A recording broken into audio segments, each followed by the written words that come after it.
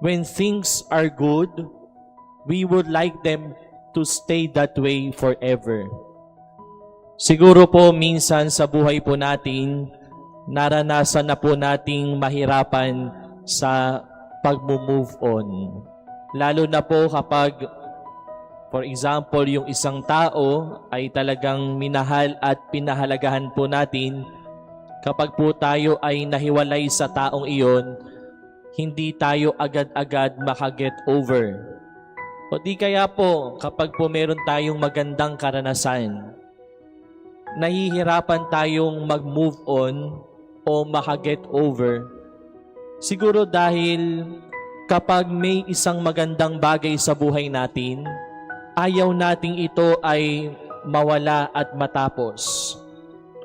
When things are good, we would like them to stay that way forever. Pero maganda po ang naging karanasan ng tatlong alagad sa mabuting balita. Their experience of transfiguration of Jesus reminds us that everything is temporary.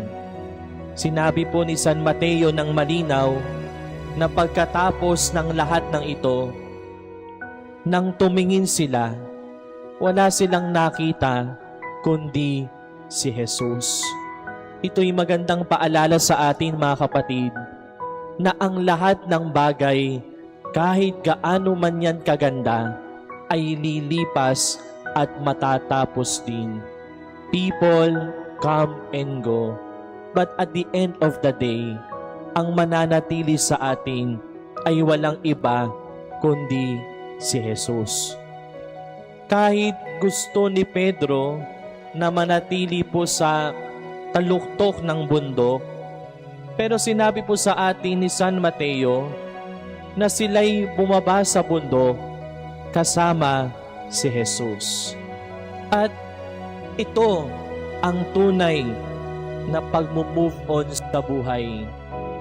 Na matapos tayong makaranas ng magagandang mga bagay, pagkatapos tayong maka-encounter sa Diyos sa mga bundok ng buhay natin, we need to go down. We need to move on.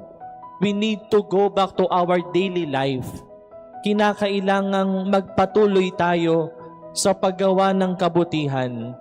Bumaba para makasama ang kapwa nating naghihirap at maraming dinadalang sakit sa buhay. That's why we need to go down, to move on, kasama si Jesus, papalapit sa kapwa natin.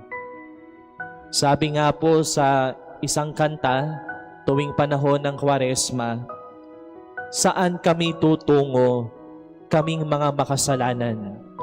At malinaw, ngayong ikalawang linggo sa panahon ng Kwaresma, tayo'y patungo sa Diyos, palalakasin ng Diyos, sasamahan ng Diyos, para mapalapit sa kapwa natin.